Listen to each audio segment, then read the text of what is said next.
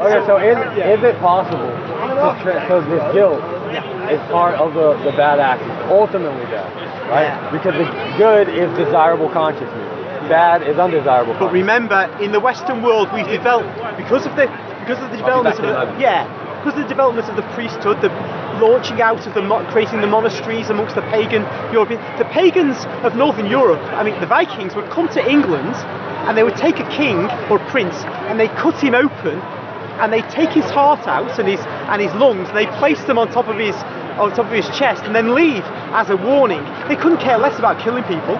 The Aztecs, they would butcher tens of thousands of people just to offer to their demon god. Yeah, but before the Spanish came. the prince has consciousness. Yeah, so, but ordinary people, what I'm trying to get at is the idea of what is evil, what is bad, varies from society to society, and we have a particular view.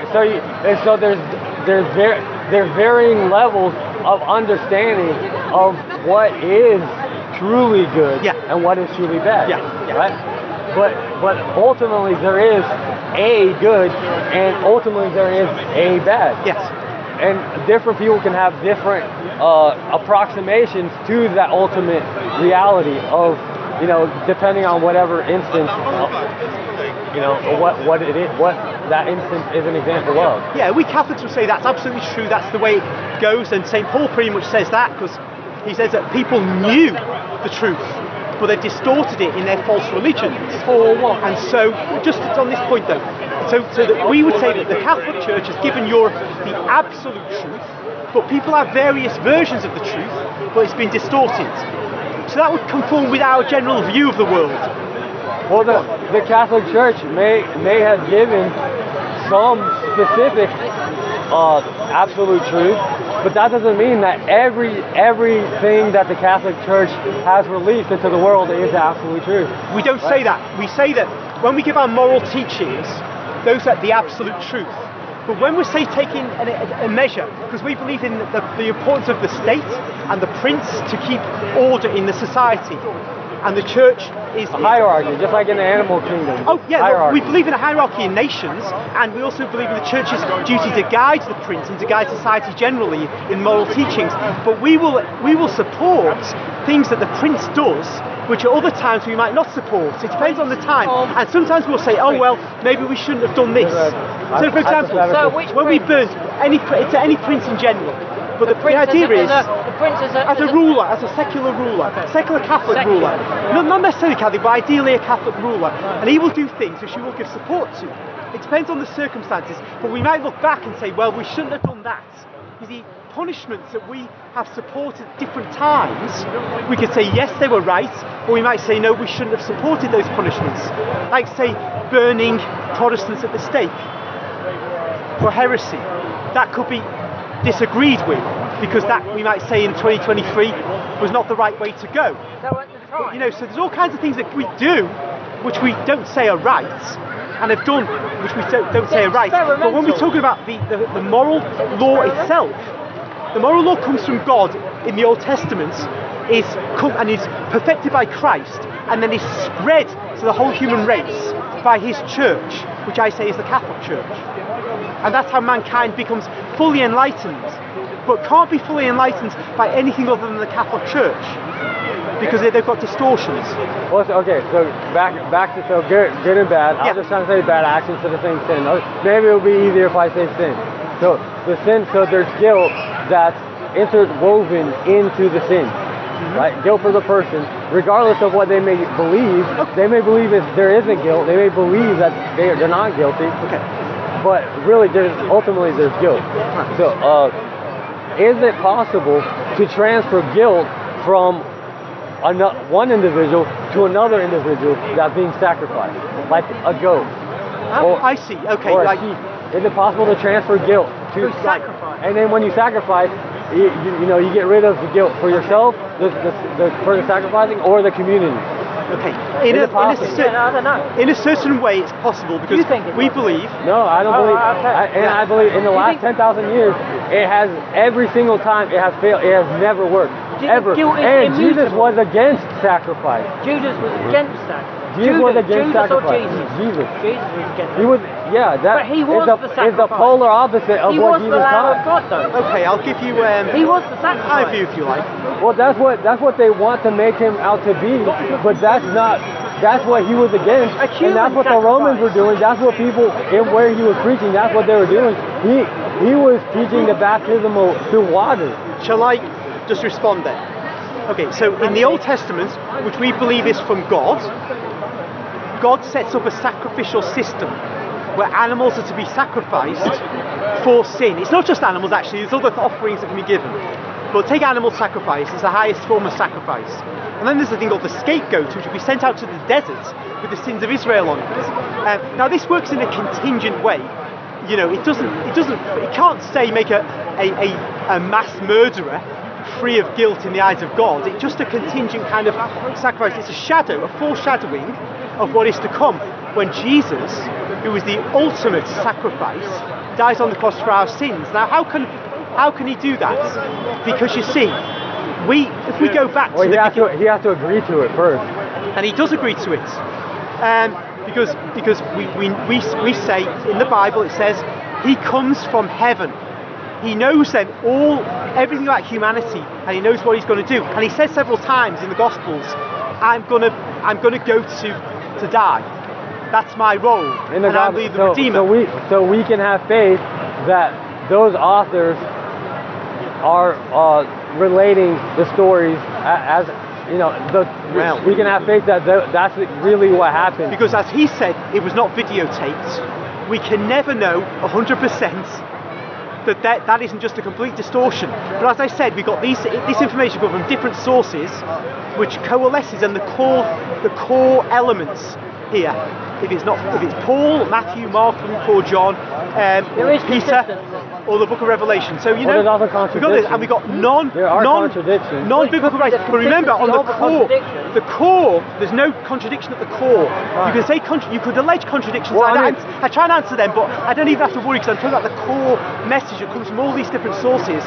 Now, if you it largely contradicts Jesus, though. go on, give me an example of what he says. Before you continue, I'm going to leave. Phil, it's lovely to meet you. And your name is here? Eric. Eric, brilliant. So Hopefully see you in the new year. Quiz star will look you up and follow you. I think we've argued. But yeah, you might see me. I don't live in London currently, but I'll be there. You can say if you comment, it's me, it's in the park, the Mennonites. I have that assignment as my profile picture. Alright. Okay, so did Jesus want people in the land to sacrifice animals for an atonement for their sins? Well, first thing is, he came to fulfill the entire sacrificial system. So after him, there'd be no more sacrificing of animals. But okay, so before he was crucified, did he want people to sacrifice Yes, animals? because being God, he ordained that system. That system was set up by him. It was, but not for its own sake. It was to actually lead men to see.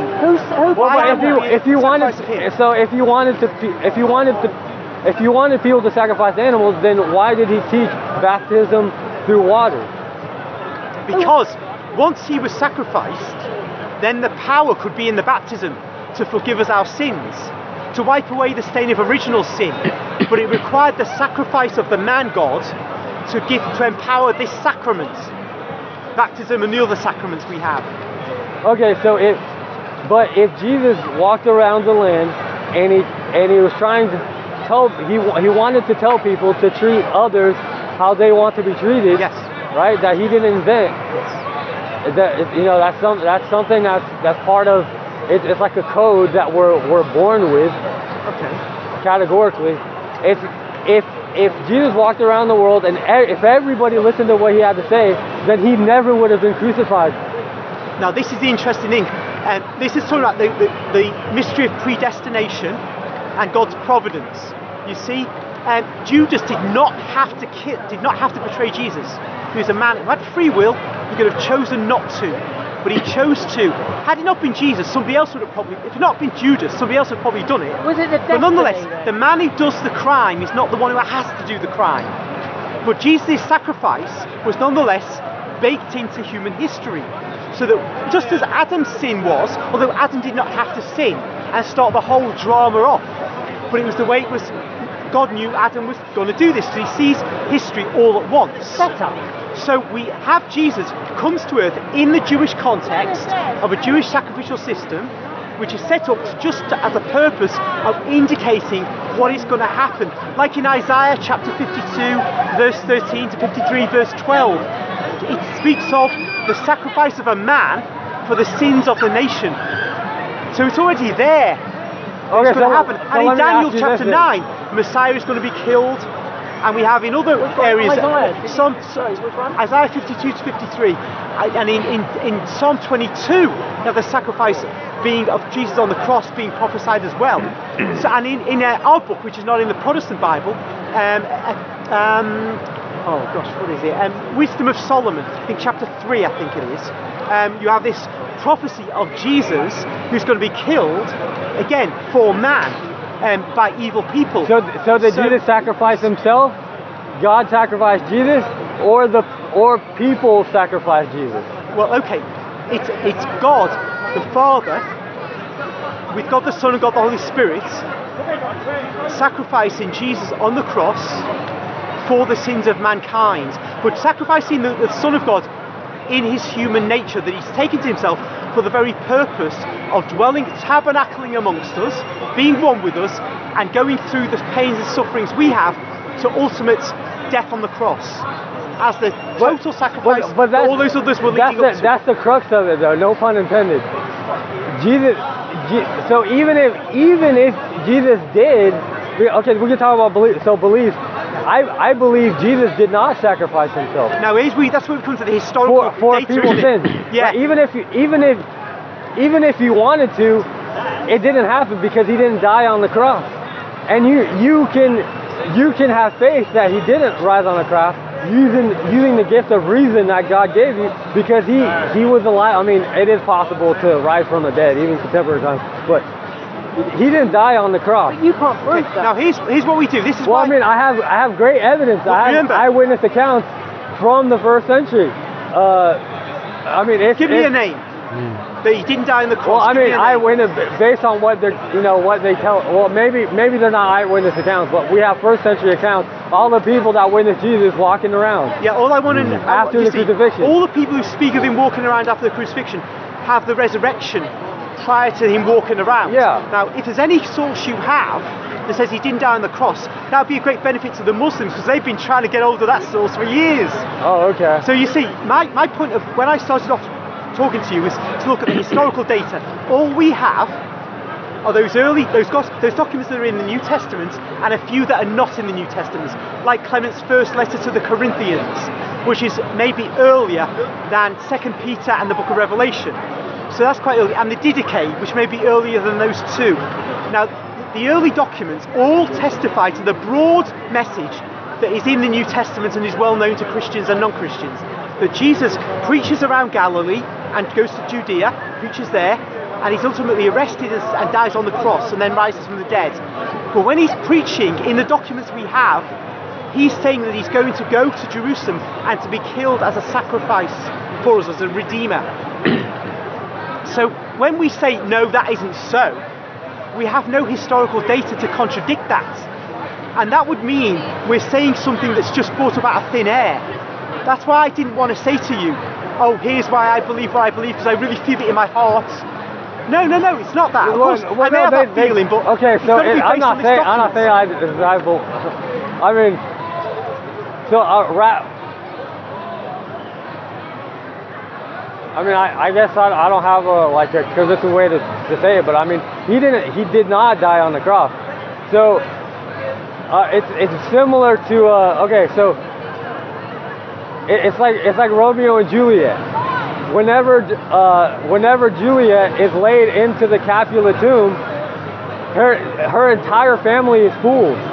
Everybody, the people that are closest to her, they know without a shadow of a doubt that she's dead. She's gone. Who in their right mind would bury their own daughter, knowing that she's alive? They believe that she was dead. They're completely convinced. That is the same way that people believe that Jesus was dead. I believe it was the same the same potion that Juliet took, the same relative potion what Jesus took, mandrakes. They've been making potions out of mandrakes for thousands of years, and they would dilute it in vinegar and would dip it in the sponge, and people would eat the sponge. That, I mean, even in the Gospels, they even mention Jesus eating the sponge with the vinegar. It has mandrakes in it. All right. There's an idea, theory. It's this plant that's used as like an anesthetic, and I think it's called soporific. It can make a person seem like it can make their breathing really shallow, and it's like they're dead. But it gives them the semblance of death. So let's talk about this theory then. I think it might, if you take too much, it can make you like, it can have bad side effects. So then, all right, well, hold on, let's get on with it. First thing is, we have no documents to suggest that. That's the first thing. Well, yeah, I think there's like Roman medical texts from the first century. No, nothing suggesting that happened to him. Well, in the Gospels, he does drink vinegar. Yes, that's right. A sponge that's dipped in vinegar. Yes, but I'm just saying the theory you put forward. In the Gospel, there's no document which says that happens. All of them. I think maybe one or two. So the next thing is, I don't remember which one. The next thing is the documents say he was nailed to the cross, his hands and his feet, and he was there a certain amount of time, a certain number of hours, and then a Roman soldier in John's Gospel puts his spear into his side, to his heart, and blood and water comes out. So they don't break his legs, which they do with normal crucified victims, because they see he's already dead. Yeah, because he's a victim. So, given all that, he's dead. Now, if you go beyond that, and you say, right, well, he's not a victim. all the people who wrote about this said he died, rose from the dead, and then was seen alive subsequently. Nobody says that, well, he seemed to die, it was a kind of a swoon, a potion, and he actually was revived. Because after all, if he was revived from the potion you described, he would still have these wounds in his hands and his feet. He could barely walk, he could barely function, because he'd been seriously injured on this cross. So that would not appear to be a great new revelation that had occurred. Men might survive crucifixion theoretically, but they'd be severely injured. You wouldn't start a new religion that way. People would be saying, fantastic, our leader Jesus has managed to survive. But we're not going to go out and die for that.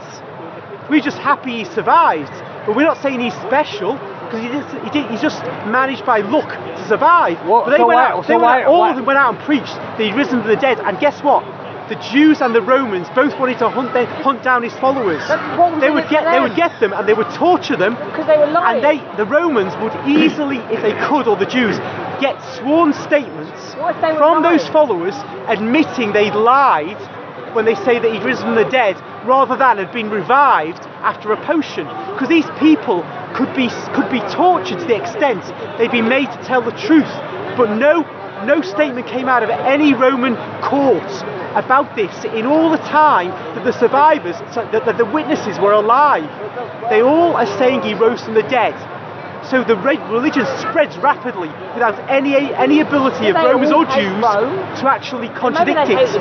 Well, did anyone, do you believe that anyone died for Jesus before he was crucified? Before he was crucified, nobody is recorded as dying before died for Jesus before he was crucified. No. There was none. That actually was not appropriate. He was not calling for anybody to be killed, or to sacrifice themselves for him while he was in his life. He was under a program, a 3.5-year program. It begins about 6 months. John the Baptist is to preach, and that's prophesied in Isaiah that there will be the one who comes first. Then Jesus comes on the scene. Then he's to spend 3.5 years of ministry, and then he's to leave the earth shortly after that, after the resurrection, the ascension. So everything's programmed. So where did he go? He goes back to the Father. Well, where could he go? After crucifixion, you said he has wounds in his hands, walking around. What are Jesus' options then? Well, he's God, so he can have any option he wants. But the Okay. decision is going to be. So he didn't stick when- around. He didn't stick around and talk to the Romans. No, because he's there to speak to believers. Because what he's doing is establishing the young Catholic Church, whose members will go and spread this gospel out, as Matthew 28 says.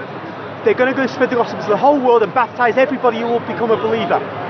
Jesus, after that, ascends to the Father and is reunited with the Father in an absolute sense. He's never totally disunited from the Father, but in his human nature he's disunited.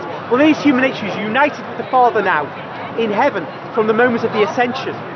But we, the church, then the Holy Spirit, the third person of the Trinity, comes down to dwell amongst us and in us. And that's when the Okay. church spreads out. So yeah, okay, so if Jesus didn't die for our sins, if Jesus died for our sins, that would mean that dying for Jesus is showing love to Jesus. But that would, if somebody were to die for Jesus 500 years after Jesus' life, then that is a reduction of the good that person, that is not love for Jesus. Dying for the sake of Jesus in a different time period, that is not giving. I mean, that is not helping Jesus. Saint Irenaeus, I think it was Saint They can Irenaeus. live a long life doing good for others, let's see. which is what Jesus taught. I think it was Saint Irenaeus, but I could be wrong about which father it was, says that the blood of the martyrs is the seed of the word. So paradoxical as it is, and it actually isn't paradoxical, if you see somebody dying for something in which they For believe. the word. Yeah, don't get Question hung is up on what that. word? Just on a human level, if you see somebody dying for something in which they believe, you're more likely to be impressed by what they say and what they stand for, because they're prepared to make the ultimate sacrifice. Now, I said to you that very soon after you came here, that the reason to believe in Jesus is the same reason as you believe in the truth. Whatever is true, you must believe in.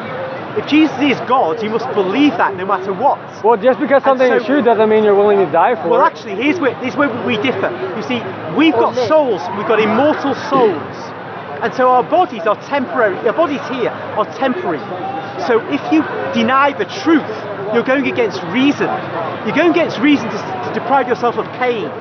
But pain, for the Christian, is a temporary phase in life. And we all die of pain, most of us die in pain anyway. So it's every reason to not deny truth, to be prepared to die to maintain truth against falsehood. And when that falsehood is not just... There are good lies, though. When that falsehood, though... Good lies. Good lies. Yeah, but lies. Y'all lies, yeah. Good Okay. lies. Untruth. Let me explain why that There are can't be good true. untruths. As in as in you can buy into them, or as like they're justified. No, not that they're I'm not saying that they're effective. Okay, so it's 1945 and you have a bunch of Jews in your basement. Yeah. A soldier knocks on the door and says, "Have you seen any Jews?" Yeah. What do you do? Yeah, it's a difficult one, isn't it? Have you Come seen on any in. Jews around here? Yeah. What do? Yeah. You lie. No, there's no Jews. You just gave Jews food in the basement. That's just You water. lie. And then the soldier leaves. Remember, I never That's just disagreed. water. When you said... That's like what is permissible, like for the greater good. Yeah, exactly. The It's ultimate, like what- ultimate. This is off the to point, say- though. So it's not about This truth. is off the point, though, isn't it? You see, if you're dying for truth yourself, that's what you're talking about. People who die for Jesus. We're not talking about saving other people, like in the basement you described. That's a different scenario. This situation is focused on a martyr for Jesus, as opposed to saying, "I'll deny Jesus and I'll carry on living, so I can continue to do good." Our view is that if you die for Jesus, people will be impressed by that. They will become Christians, and instead of being a bunch of pagans who don't do the good they could do, they will Christians. do. Yeah, sure, I'm saying that. Those 10 people, say, who become Christians, will stop practicing paganism, and there'll be far more good done in the world as a total amount than there would have been if I just denied Jesus and then did my bit of good in the world.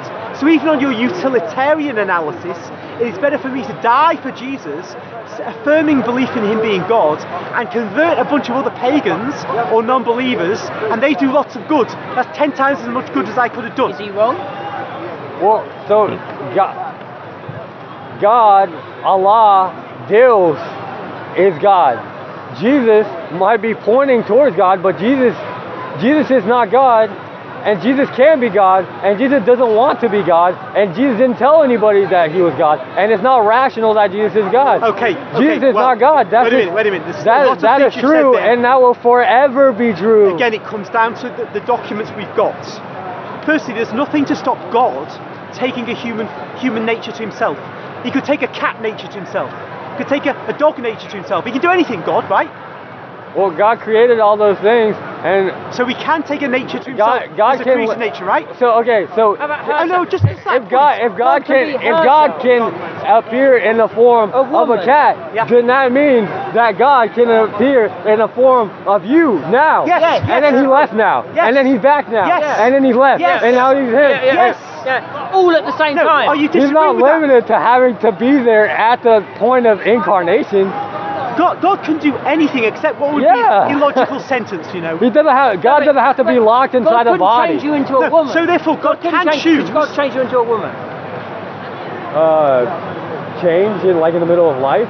Yeah, no, just ching, like that, and then instantly you become a woman without surgery. Well, I mean, it depends on what you mean by God. So God. Okay, well, if you have a different view of God, God is the one who's all-powerful, all-knowing. So take the all-powerful bit. The gentleman suggested, can God change you into a woman? All-knowing. Magic. We're only dealing with those ones at the moment. Just how all-powerful. If he's all-powerful, he certainly can change you into a woman right now. All-power, okay. Yeah? Now, and if he's all-powerful, he can certainly take to himself a human nature right now, if he wants to. That's just a capacity God has. And what we're saying is he exercised that capacity 2,000 years ago.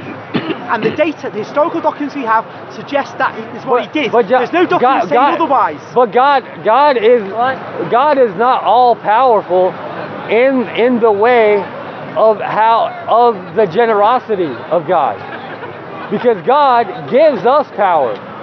Oh, well, look, I'm not denying that. But when we look at this question, can God take to himself a human nature? If he's all-powerful, he can do that. If he can't do that, he's not all-powerful, and by definition, he's not God. So, but that's based on that definition. Okay then. So if you're saying God is limited in his power to do things like that, this is the God who made the universe. The God who made living things from non-living things. Who made the universe from nothing. The God to take a human nature to himself is easy peasy for God. Well, God doesn't make all these things from nothing. He creates those things from something. Okay, and he that created something life. Is God. If he created life from non-life, and of course there's some point at which life didn't exist, everybody says that, then life comes into existence. If he creates life from non-life, then there's no reason he can't, that just prevent him attaching to himself a human nature, irrespective of gender, irrespective of that. They always use, so you see, always uses he. Take it as a shorthand form right now. Okay, so he can take a human nature to himself if he can create life from non-life, because that's life, a thing from a thing which is not that thing. Something from nothing. Now, given that God can do that, we have to ask, did he do it or not? The reason to believe he did that is because the historical data, those documents I talk about, say he did. So only if you're an atheist can you escape this, it seems to me. It contradicts atheism. I don't believe even a Muslim can escape it because they don't have the historical data. How can you be an atheist but still admit that you exist? Well, we don't absolutely need historical data to live a life in accordance with how God wants us to live. I never said you did. Categorically. I never said if you you go did. 5 quintillion miles that way, there's a planet there. Yeah. And, there can be a civilization on that planet 5 quintillion miles that way. There can, yes.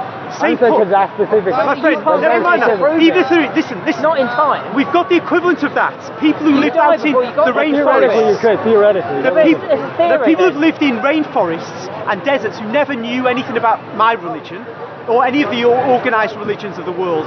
But you know what can happen is, St. Paul said, Gentiles have the law written on their hearts, so you can follow your conscience. Because God, we say, made all living sentient beings. Yes, our conscience. So where does our conscience come from? Is our conscience from the Bible? But this is a separate question from the one we were talking about. The one we were talking about is whether God took to himself a human nature or not. That was the question. And I'm saying the data says he did. And once you've got to that data, you have to deal with it. If you want to ignore the data, you can just ignore it. But we have no basis for discussion otherwise. Well, we have the nature in God within us. Yeah, but you say that, and I've got my own version of things. That's the gift that God gave us. You and I would never come to an agreement about what that nature is, because we are different in our viewpoints. We do agree. We don't. Because to disagree is insane. But now you're saying that. I mean, we may disagree on like historical. We have different historical opinions. But to disagree that God is the universal source of consciousness, and I have consciousness just like you have consciousness. I mean, do you disagree with that? No, but that's very minimalist. Do you share the same consciousness? No. You don't? Okay. It's good that he's the source, but that's minimalist. We can go beyond that. And actually, if we said we agree on that level, we got some agreement, right? Yeah. Fantastic. But I'm saying we can go beyond that to know much more. So how do we agree? Is it because we're both Muslim? Is it because we're both from Cambodia? I don't know why you believe that God is the universal source of consciousness, because I don't know why you believe there's a God. But you may have natural reasons. You can have reasons without Christianity to believe that. That's fine. So I accept whatever you're saying. We have a common belief there, and that's just fine. All I'm saying is, I go further and say we can know much more. If you disagree, that's fine too. But my view is based on historical data, one should be a Catholic. And that's why I am a Catholic. And those other things I said, the stigmata, the apparitions of Mary, the Shroud of Turin, the bleeding hosts, all these kinds of things which give you present day reasons to be a Catholic. So do you believe that it's a good idea to treat others how you would like to be treated? Is that a good idea? An absolutely good idea. However, it's not everybody in the world's idea. The Aztecs would take their... Well, I'm asking you. So you believe it's a good idea? It. Okay, yeah, so that's because I'm a Catholic. So then, is crucifying a person multiple times in your life, is that a good idea? No, it's a bad idea. Okay, so why do it to Jesus? If you believe Jesus was a real person, that means that he had a real soul. Do people have souls? Yes. Okay, so if Jesus was real, that means that he had a real soul. Why continuously crucify this person? Why torment a soul so many times? Why choose to do that? That's not loving your neighbor. I don't know why you know. It was That's once. Hating your neighbor. It was one time. Why did you say so That's many times? That's nailing the neighbor. It was one time. Why did you say many times? Because if it's for people sin multiple times. No, the crucifixion was once for all. One time for Jesus. Time, okay? But then people... And its effects are throughout time. But every time people are constantly making crosses, big or small, and they're nailing a little person. Yeah, but that's an image. That's not about Jesus being killed again. That's not that. So what I want to say is this. Again, I come back to the historical data. It is said in the historical data that this happens, and the Israelite religion predicts it's going to happen, and that we say is from God. Now, we believe in the God who worked all these miracles for us Catholics, amongst us Catholics. They're phenomena which aren't in the natural realm. If they happen, they have to come from a non-natural realm. So that vindicates our teachings as Catholics. Not just the historical documents, which, as you could say, could be wrong. They're unlikely to be wrong in fundamental sense, but they could be wrong. So the additional they could be wrong. They could be right. When you're a historian, but that's the life and death of Jesus. Right and wrong. The life and death of Jesus is more historically attested than any other event in history. So right, they could be right, they could be wrong, large, in different proportions, in accordance to how God wants us to live. I am saying that they are wrong on that account. On what basis? God does not want us to die for Jesus. How do you deny the veracity of the historical documents which say he did? God. Okay. If anything, I'm not an enemy of Jesus. Never said that. I believe there's a lot of words I put in Jesus' mouth that he absolutely did not say, and he would not want anybody to quote him. What's your basis for saying that? God wants us to live for Jesus. What's your basis for saying that? I'm just asking. What you've said some things. My basis for my Catholic faith is the historical documents. What's your basis for disagreeing with the Catholic faith and those points like God doesn't want us to die for Jesus? Because they blatantly contradict how Jesus behaved, and there's a bunch of very contradictory things that they quote him as saying. The martyrdom of Saint Stephen, as described in the Acts of the Apostles. Saint Stephen is there. He could deny Jesus to avoid being killed, but he looks up and he sees our Lord Jesus at the right hand of the Father before he dies. He is vindicated in his martyrdom. And we celebrate his day on 26th and he's considered to be the first one, right? Yeah, he's the first one. So didn't even he say that God does not want sacrifice? No, not the sacrifice of the animals. The sacrifice of me now. He does want that. Jesus was an animal. Sacrificing Jesus is an animal sacrifice. If you put him in that kind of classification in botany, in biology, fine. But look, just to get Jesus is a human being. The data that we have say that Jesus wants us to be prepared to lay down our lives for him. He says, could that not be true? He says, take up your cross. Yeah, but if you're going it is a possibility. If you're going to deny it, you have to have some data to deny it with.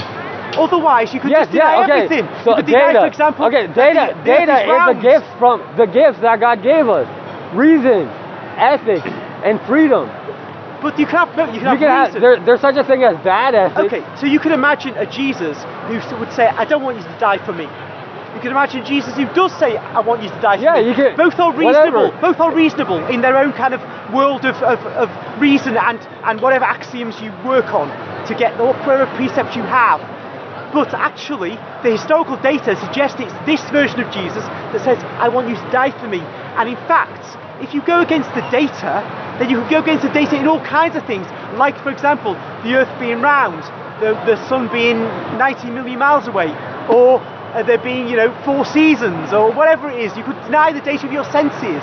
But the truth about that, the truth about these historical things is not necessarily relevant to you. What is more relevant to you is the truth is your life, the truth about your life, not the truth about Jesus' life. That's less relevant to you than the truth about your life. Okay. So how can we discover the truth about how we should live our lives? That's a fair point. By using the gifts that God gave us. Okay. In the book that I gave you, the gifts of reason, ethics, and freedom. All right. Now, my friend. Jesus was born free. Every time that we nail him to a piece of wood, we are affirming taking away freedom from a person. That is a bad affirmation. It's like if somebody arrested a gospel writer, okay? They arrested a gospel writer in the 1st century, and we're like, okay, we're gonna remember this gospel writer because he was so amazing. So to remember him, I'm gonna have handcuffs. I'm gonna put handcuffs. You can lose his job. I'm gonna wear handcuffs. I'm gonna have a handcuff necklace, handcuff a little bracelet, handcuff Lucky Charms, handcuff on my clothing. What's that gonna do? That person goes to China. They walk around in the street and they see handcuffs. What's immediately going to pop in their mind? They're not going to think about 3,586 years ago there was a person that was handcuffed and they did good things in their life. No, they're going to think handcuff. Hey, they're gonna, every time somebody that passes them that has no idea what that reference is, they don't speak English or Latin or whatever, they're going to think that's spreading around a bad idea. Okay, now then, Jesus, as I say, the historical data support the version that I have of Jesus, just the way it is. So if you depart from that, you're departing from it without any data to base your position on. But if you do depart from it anyway, and you say, right, look, it's not reasonable to pursue this version of remembering Jesus in the way we do, then I'd say this: the Catholic faith is the most successful religion on earth, and it's built the best civilization there's ever been on earth. So if you want to look at outcomes, we've got it. We've got the answer anyway. Part of the reason of that is because in these documents, varying degrees of truth, there are principles of behavior that are propounded in them, right? And a lot of those principles are related to how Jesus chose to live his life. So it's ethics. Ethics. So ethics, there's two things that are inextricable. Or I might be wrong about this, but this is my own personal theory. So it's ethics and technology. But ethics comes first. Ethics comes first. Without ethics, we're just two apes beating each other over the head. For us to have advanced technology possible.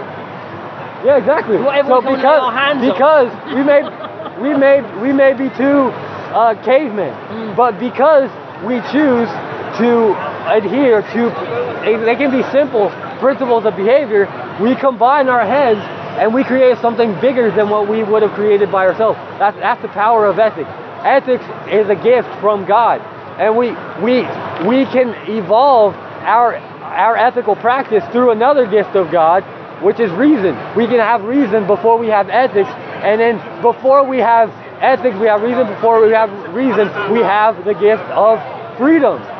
When we crucify Jesus over and over and over again, we are reaffirming removing freedom from an individual.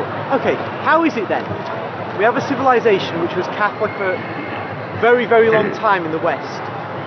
And when it became Protestant, that's a version of Catholicism. It's a slightly different version, but it's a version. Then that's gone away in the Western world. So for a long time now, we've been a godless civilization. Why is it that the civilization and various metrics is in such decline? God, we still had God. Wait a minute. People in practice have not believed in God in any meaningful way since the 1960s in the Western world. Some big chunks of America, yes, but in Europe and Australia and so on, no. That's a luxury. So really, when you look at the world since say 1960 till today, what you're seing is this civilization which God has doesn't belong to God doesn't belong to us. We belong to God. Sure, but you're seeing you guys have been running the show now since about 1960, and what we've seen is a decline in civilization to the point that who guys? The population has doubled. People who don't accept the cross, don't accept the Catholic faith or a version of it in Protestantism. Did Jesus accept the cross?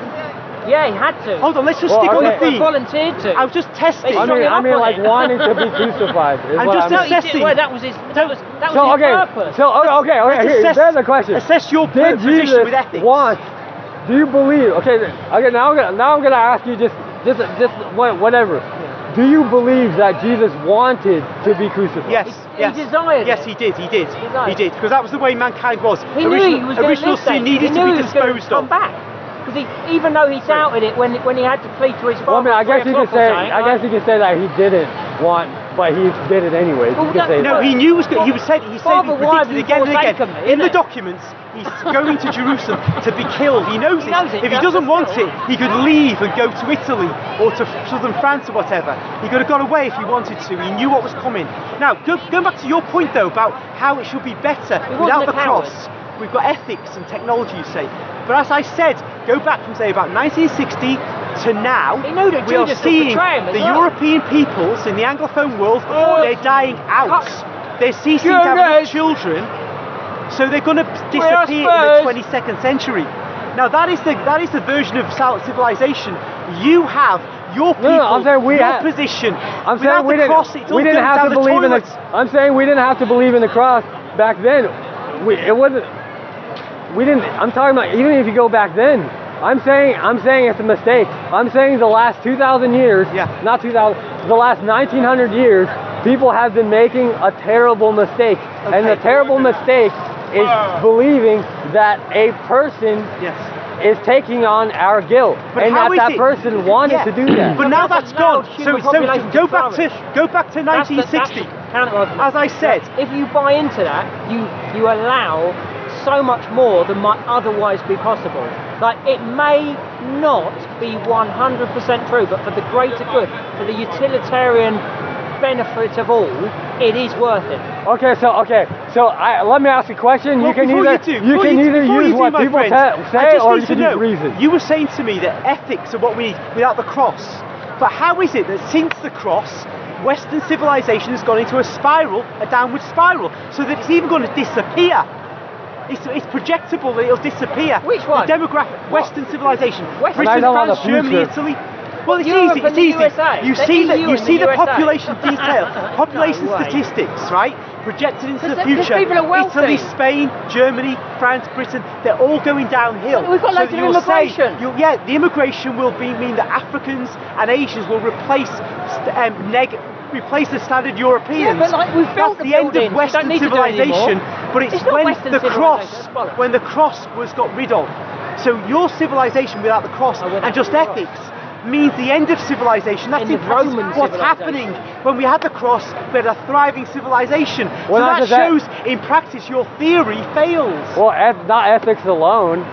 You know, I mean, We had technology in the bare 19th minimum, century. reason, ethics, and freedom. Technology since Well, we fire. had reason and ethics and the cross and some freedom in the world of Christianity.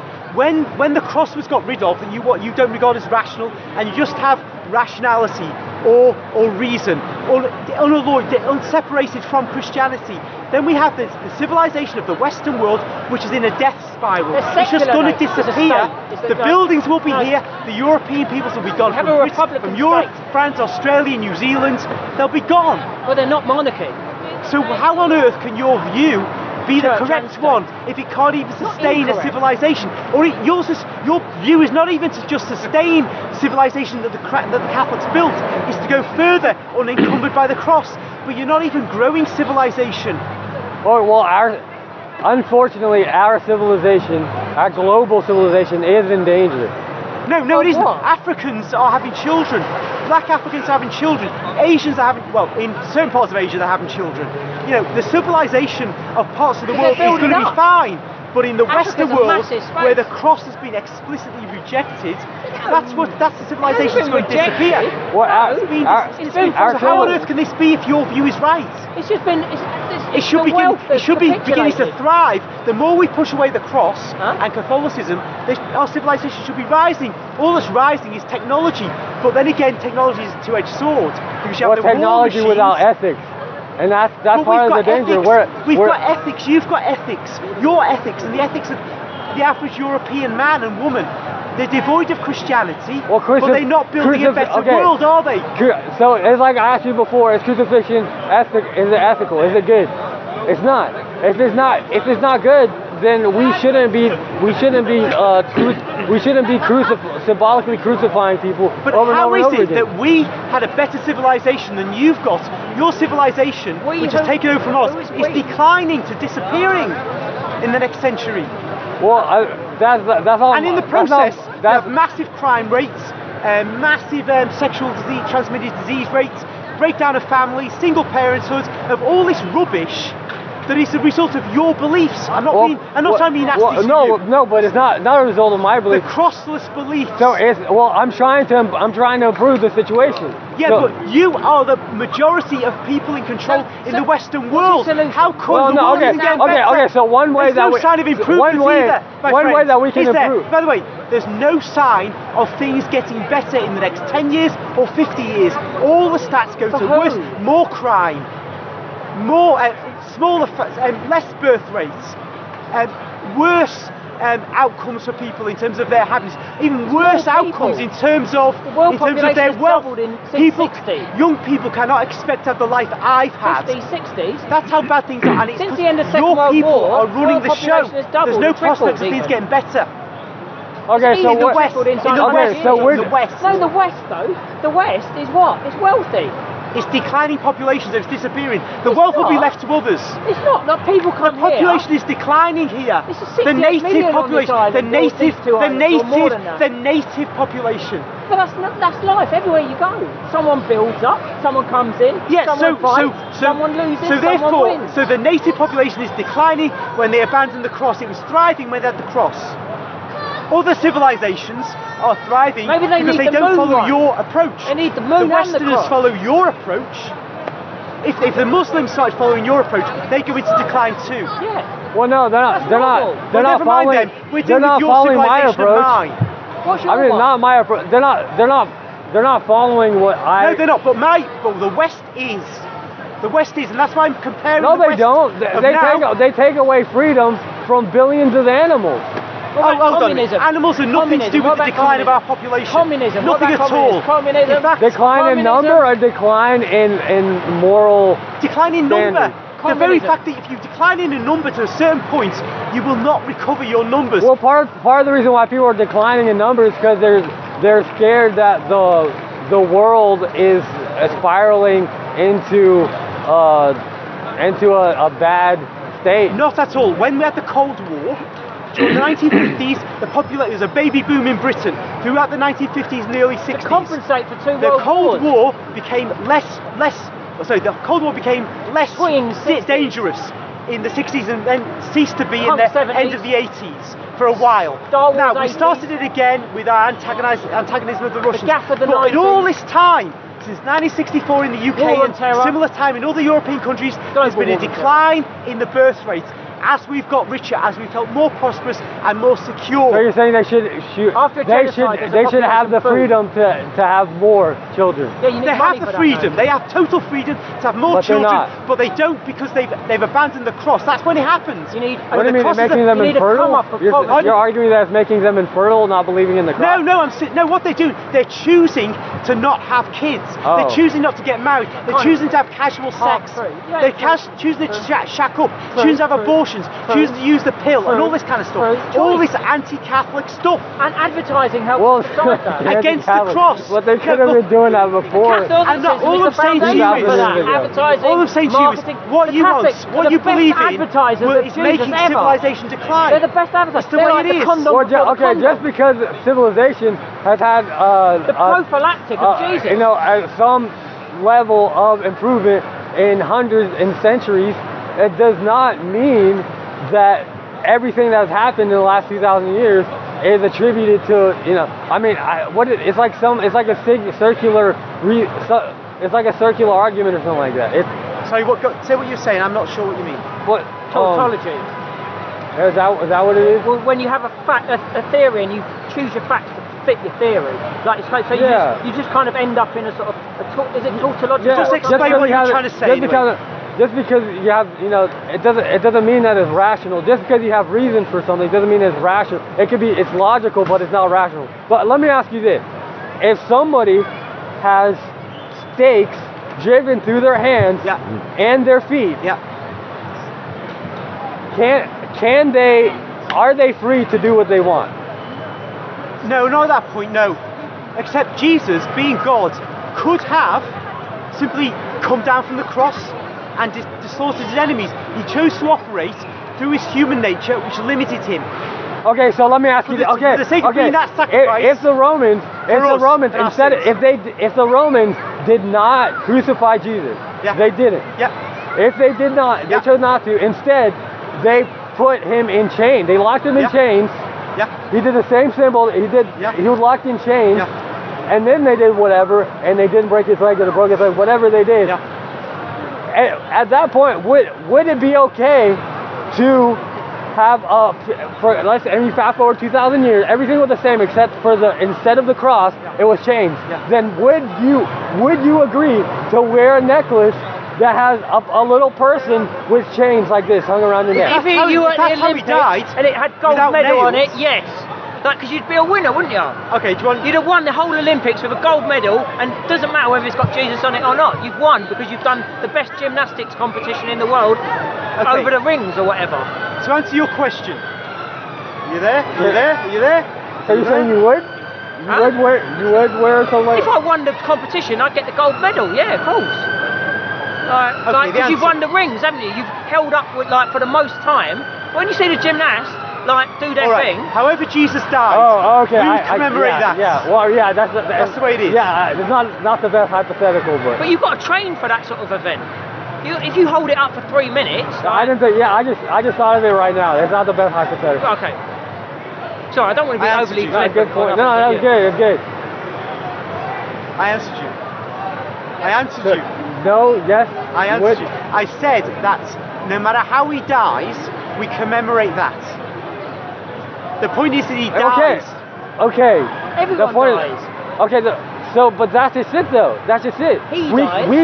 it's impossible. died. Okay, I'm sorry They that died. I'm sorry that this is so true. What's That is true. That is true. That is true. Yeah, what's impossible? It is possible What is impossible? that Yeah. he did not die It is on the possible. cross. He did not die. as I It is said, a possibility. Listen, it's possible. That is true. It's possible that Julius Caesar never invaded Britain, but we just look at the data we've got to say whether it happened or not. Not personally. Was Okay, Julius but Caesar my on this point is, island? if it's possible I that don't he know didn't, that. then that Caesar would on this mean island? that we are condemning. We are choosing to use our words and our intention to perpetually remove the freedom from an individual, in light of the fact that it is possible that he did not die on the cross. We're not doubling down, we're not tripling down, but every day we're making this affirmation for something that For the greater good. yeah, it's not ethical. It's not ethical to Wait a minute, crucify a wait a minute. person. It's not ethical to. It's on a purely historical level. It is almost certain he died on the cross. Historians say that. Okay, so yeah, What is? Oh, it's you almost. made that it's, argument. it's pretty much certain that he died a violent death. Then forget the cross. So It's not why the key did they thing. give? He Why died did a they give violent him a death sponge filled with soaked in vinegar? So help because that was the Roman way of torturing somebody by making them even more thirsty. Oh. Vinegar dries the mouth. Try swigging some It's just vinegar. like innovative ways to torture and kill someone. You're actually finding something in this and making a great big hypothesis out of just the fact that vinegar was probably a sponge. Males are pretty cruel to I'm other afraid males. the basically. general view is he died, Maybe he banged someone's on the wife or cross, something like that, like. and You that's never the way know, it is. Like, like the real truth. It's like, you know, like I always think like with like the Immaculate Conception. Well, Mary had a cousin who was working at Zachariah's house. Now, I'm not saying that like one woman had an affair, but like when one woman goes home and Joseph, he's like, because he's an honourable man, All right, are decides there any to more care. questions?